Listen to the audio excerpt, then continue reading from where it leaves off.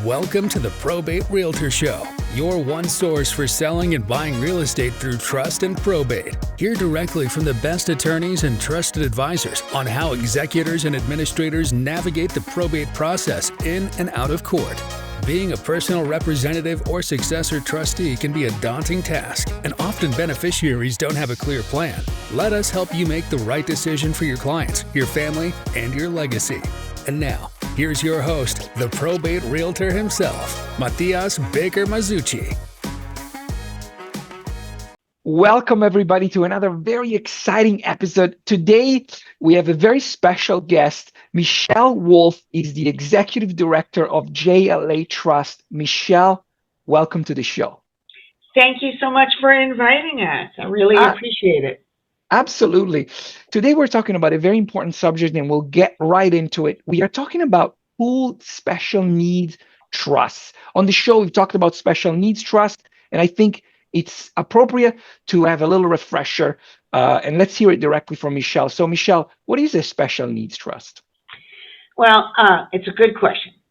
So for people who have long-term chronic disabilities, and that could be anything from severe autism to MS to bipolar mental illness, those people are often very dependent on government benefits. Such as SSI, Medicaid. In California, we call it Medi-Cal. Section 8 housing vouchers, CalFresh food stamps. So many of these benefit programs have limits on how much money you're allowed to have in the bank. And they're crazy limits from like 1975. Wow. So you're only allowed to have $2,000 in the bank for many of these benefits. Completely outdated. It's another whole story. So one way, a legal loophole is something called a special needs trust. So if family members put money, inheritance for their family member that they love with a disability into that special needs trust, the government does not count it as an asset. And so this is a way for people with disabilities to keep those really important, essential government benefits, and at the same time be able to access inheritance funds or a legal settlement, by the way. It's not just inheritance. That makes sense. So this once it's in a trust, it's, if for lack of a better term, it's disregarded as an asset of the individual. However, that individual, that the trust is set up for the benefit of the individual, correct? So in the case of a disabled child, for instance, how can a parent make sure that whoever is in charge of the trust does it for the benefit of the child? Well, the trustee actually has what's legally known as a fiduciary duty, which means that the money in that special needs trust has to be used exclusively for that person with special needs. So God forbid grandma gets cancer and you want to use the money that's in the special needs trust for Charlie to pay for grandma's cancer treatment. You can't. That's a big no-no. Once the money is in the special needs trust, it is irrevocable. It has to be irrevocable in order to keep getting the government benefits. Because if it was revocable, then the beneficiary could have direct access to the assets, and then they'd be over assets for the government benefits. But the great thing about the special needs trust is this is a way for people with disabilities to keep all their government benefits, have access to money in the special needs trust, and also the money in the special needs trust is supposed to be put in a prudent investment form. So the money, the capital, the principal should grow over time, and the beneficiary can also, for the most part, have access to the interest and dividend income as well. Got it. So probably no investing in cryptocurrency, but it's okay. S&P 500 index funds. There's guidelines called the Uniform Prudent Investor Act that we have to follow. Oh, interesting. So so basically we have to invest in very conservative vehicles, typical to what a retirement portfolio would look like. Oh, very nice. That makes So it's a perfect mix sense. of, index, like index funds Hmm. and some very safe government and corporate bonds. Yeah, nothing, not even real estate Right. or commodities or Bitcoin, right? Nothing, Yeah. nothing that's going to be real crazy and volatile. That makes total sense. Now, we used the word at the beginning. Now that we understand what special needs trusts are, we use the word pooled, which is quite unique. So, help me understand what does that mean? So the pooled special needs trusts were created by Congress 30 years ago. Hmm. They're technically called a D4C under the Okay. Social Security Code. Right. And what Congress said 30 years ago is, rich people, they're going to be able to go to a private corporate trustee and get the services that they need. Right. But middle income and lower income people, they're not going to be able to afford those high costs. So we're going to create this something called the pooled structure. And Hmm. what happens is we have a master trust. We have a Okay. governing trust, like a big umbrella. And Hmm. ours was written by an expert in the field, Mr. Stuart Zimring, who's Okay. an elder law expert. And then everybody enrolls under that umbrella master trust. And Okay. then they sign a legal agreement called a joinder Hmm. agreement. So they're joining under the master trust. So that saves a lot of money on setup. Right. Now, the disadvantages are all money coming into our trust has to be liquid assets. Okay. Because what happens is, from an investment point of view, everybody gets so many units of a portfolio, Of similar to a course. share. Right. And so at the end of every market day, the unit value goes up or down a few pennies, hopefully up. Well, we know Right. up over time. Yes. And then, so everybody has a sub account. So right now we have 200 clients Wow. enrolled, and everyone has a separate sub account with so many units. Right. So so our annual fees are going to be a lot less than other professional fiduciaries. That's interesting. How did the idea? I mean, obviously, this was something that Congress figured out at some Right. point. The government was like, look, not everybody can afford, as you said, a corporate trustee. Not everybody is going to have all these assets. What happens to those people? What got you interested into the specific niche that, making it, serving people who are not, multimillionaires and serving like the people essentially? Right. So I've been a professional and have some personal interest in this area too, which we'll talk about later. Yeah. But professionally, I was working as a consultant at Beth Tzedek Legal Services. Okay. And we were looking at aging people with disabilities who are getting older and they're Mhm. living with their aging parents. So Right. there's a whole lot of people out there kind of in the shadows that we don't really see where this is happening. And we looked around at what other cities were doing, and every other big city had at least one pool trust. New Right. York City has like 8 of them, run by Right. different nonprofits. And in Los Angeles, with the highest number of people in SSI in the whole country, here in Right. LA County, we did not have a pool trust. Oh, wow. So it was really important to create a pool trust. Um, the original Mac computer, you're too young to remember, but the commercial was a computer for the rest of us. Right. Because Yes. at the time, there were just these PC mainframes that were not user-friendly. So Right. the Apple computer was seen as a user-friendly way for people Mhm. who weren't, who weren't real tech savvy. So our pool trust is the trust for the rest of us. If Got you're it. a high net asset family and you have your long-time trust attorney and you have a bank that you've been working with, you probably don't need us. But Right. we're more geared for people who are inheriting or getting a legal settlement, much less, $20,000 to Mhm. like $2 million. Right. So that's kind of our sweet spot. And there's a huge need for our services because more and more the banks are not interested in less than $2 million in the Right. special needs trust. Because Do you have a minimum and a maximum, or we don't have a maximum. We'll Okay. take as much as you got.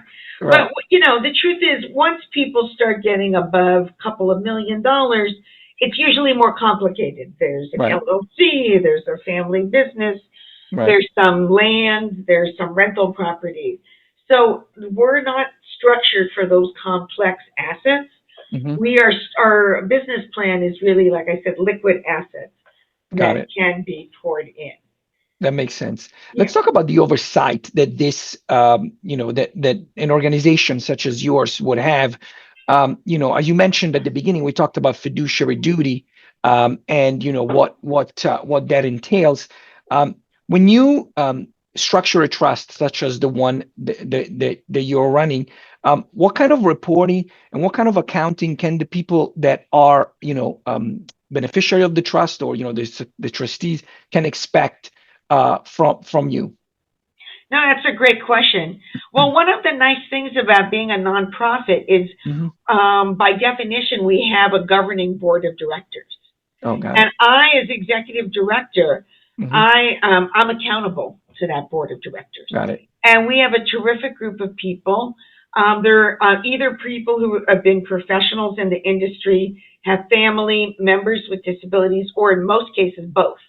Right. So we've got board members who are at BNY Mellon, some other top financial institutions in town, or lawyers in this space, but they also are parents or their siblings. So we have a good amount of governance coming from our board of directors. That makes sense. Very nice. And then we send out, in terms of beneficiaries knowing what's happening with their trust accounts, there's an app that they're able to go on and check online. We send out quarterly statements.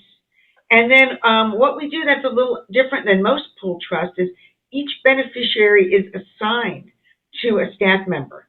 So we don't say call our 800 number or send your email to, general inbox.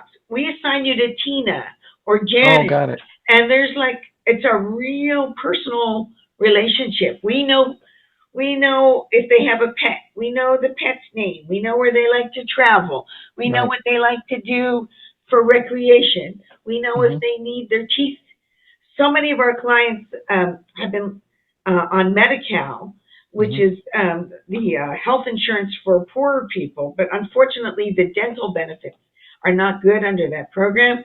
So many of our clients come to us and need a huge amount of dental work. Okay. So, like I said, we know their dental issues. Yeah. So it's a very high level of interpersonal, customized experience, but at the same time, it's much more affordable. We just charge a flat annual fee rather than an hourly fee, which is more typical of licensed fiduciaries. Oh, that makes sense. That's great. Now, let's talk about when the families are having to make this decision. First of all, there is a lot of misinformation out there. And obviously, when it comes to planning, some people don't know how to get the help and how to reach out. So I wanted to talk to you about, how early when you, as a parent or, guardian, in case, realize that your child is of special needs, how early should a parent or a guardian plan on acting upon, contacting a company like yours, or, taking the right steps? Right. Now, it's a good question. I think some kids that are born with certain genetic conditions like Down syndrome, you kind of know from the get-go that they're likely to need a special needs trust. Most children are not born with a genetic condition. Usually it pops up anywhere from age 3, and in the case of mental health, that doesn't manifest itself till the early 20s. The schizophrenia, bipolar, even the OCD, anxiety often doesn't really present till later. So I think as soon as it's going to be really a lifelong chronic disability, not a temporary condition, that would be a good time to talk to your trust and estate attorney. And at the very least, in your estate document, whether it's a living trust or a will, say, instead of money going directly to John Smith, any money designated for John Smith will go to the Special Needs Trust for John Smith. Right. So, yeah. That makes sense. So the problem is if the John Smith inherits that money directly, you can still set up what's called a first party special needs trust, but there's going to be a big government payback after John Smith dies. Yeah. So if you want to avoid that government payback, you need to set up the advanced planning special needs trust that's known as a third party trust. This brings me to thank you for explaining this. It brings me actually to another question that I've been wanting to ask. What happens? So the special need trust is set up. Let's make an example. And, we're putting $1 million in it and we're doing it through JLA Trust. Right. And then, the person who's, the beneficiary passes away and you still have a balance of, 300,000, they used everything. What happens to that money? So, pooled special needs trust actually under that congressional law have the power to retain some of the remainder. So we can use it. That becomes, our operating expenses in a way to help other people in the community. So for us, with our first party trust, those are the ones where you don't plan ahead, we can keep 10 to 50%. We wait and see how much the government's going to take first. Right. But with our third party trust, we only keep 10%. Which is the biblical amount. Yeah, right. So, yeah, we keep the 10% to use for other charitable needs, and then 90% goes to the family heirs. So it could be, it could be kids, grandkids, nieces, nephews, could be the family's favorite charity, whatever they want. Yeah. Whatever they had in their estate plan, essentially, when they make the plan. Yeah, that makes sense. Exactly. Let's talk about your journey. This is something that, our audience loves to learn about. So before actually I jump into that, there is something else. It's like, how do people find you? Like that's a great question. Very easy. We're at online JLA Trust. That's one word, .org. Because we're a nonprofit. That's why we have the .org, not the .com. Right. And our office number is 310-773-9728. Perfect. Do you work with that? Go ahead. No, I wanted to ask you, do you work mostly, are attorneys that are aware of you that recommend, because, somebody may reach out to an attorney and then the attorney can mention, so you get referrals from attorneys, I assume? Yeah, we have about a dozen attorneys in the trust and field, and also sometimes in the structured settlement arena, the legal settlements, that we have repeat referrals because, our clients are very satisfied with our services. We've done client surveys because, essentially we're giving people kind of that same high level personalized service you would get if you had a couple $1 million, with a top investment company, but they're getting it with 50,000 or 100,000. Right. So we send out birthday cards. We send out the holiday cards. If we don't hear from clients for a while, we call them up. We have holiday parties. We've had picnics. So there is that kind of white glove treatment. So clients really enjoy that. I'm sure they do. That's great. Yeah.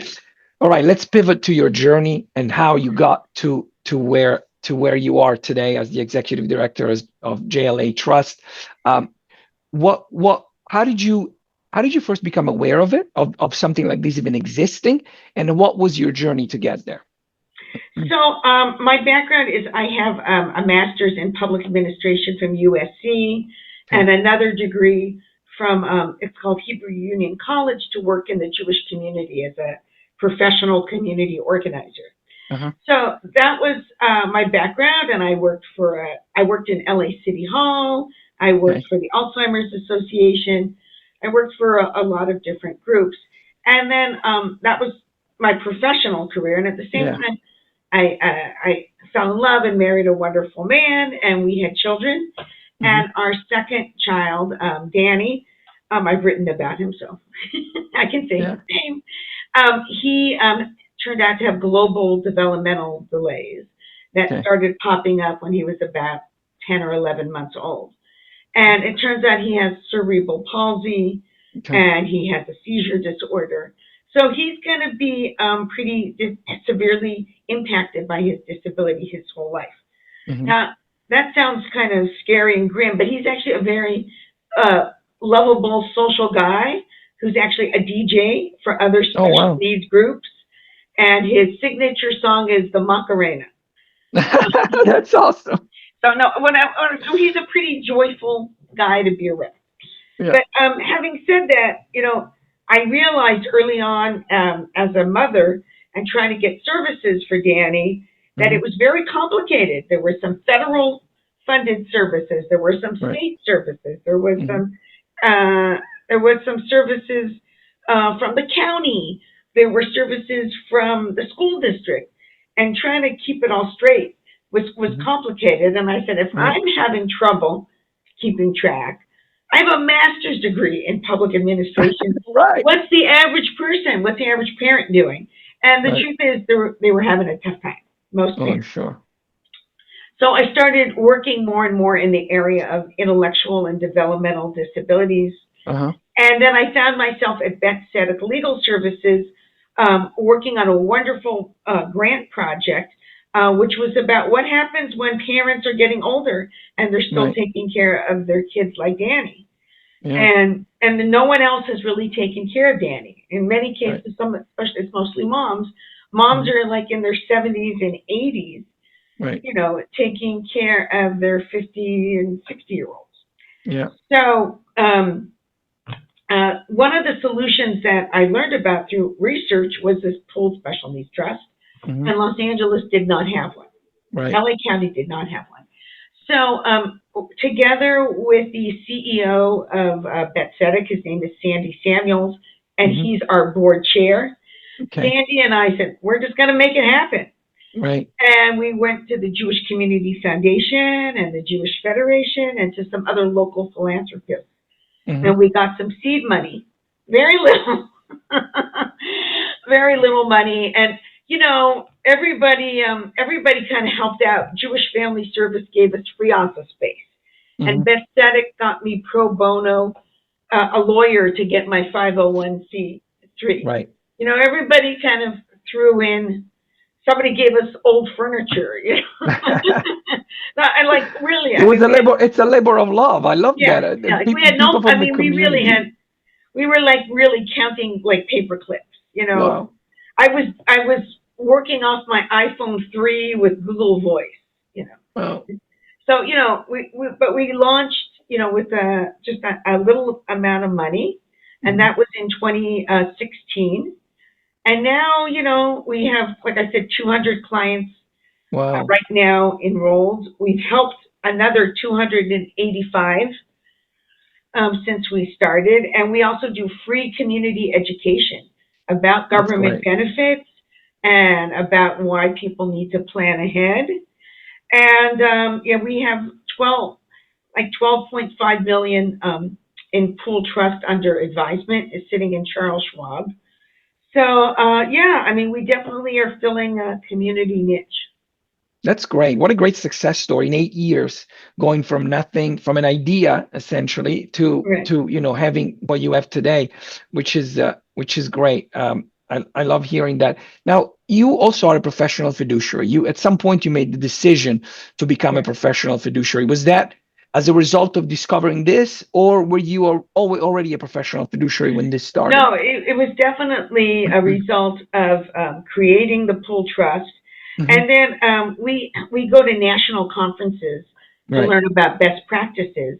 And it was recommended that, we become professional fiduciaries. So during the pandemic, during lockdown, we were sitting on a screen anyway. So both I and my colleague, Ron Parks, we started taking the online classes, and then we had to take the test.